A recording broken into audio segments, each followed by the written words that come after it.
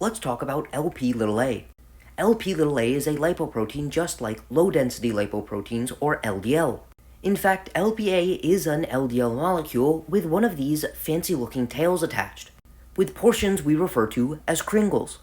The only issue with Lpa is that it is about 6 times more atherogenic than LDL per unit particle, and Lpa is almost entirely genetically determined.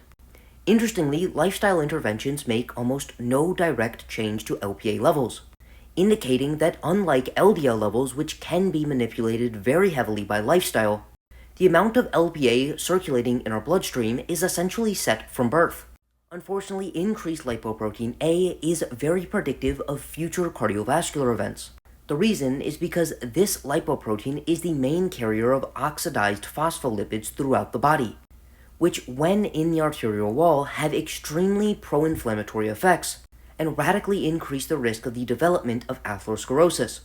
Therefore, it is suggested that everyone gets their Lp(a) levels tested at least once in their life. And unlike your other lipoproteins, unless there is some other reason to motivate you to do so, because Lp(a) levels essentially don't change throughout your lifetime, it's only needed to get an Lp(a) measurement once. At the current moment, there aren't any FDA-approved medications for lowering Lp(a). However, there are a myriad of them in clinical trials. Therefore, if you see that you have elevated Lp(a) levels, it would be suggested to pay much more close attention to the FDA approval of these medications. And if you find that you have elevated Lp(a) levels, it would be suggested to motivate your family members to get their levels tested, because it is essentially entirely genetically determined.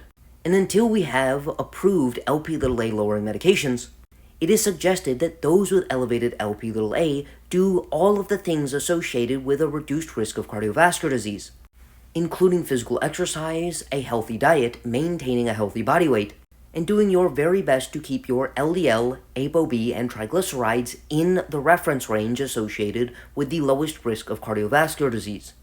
Because we do have multiple studies indicating that although high Lpa levels are associated with an increased risk of cardiovascular events in those with high LDL cholesterol, it doesn't appear to be associated with risk in those with low LDL cholesterol, indicating that if you have high levels of lipoprotein(a), you may want to pay even more attention to your ApoB levels.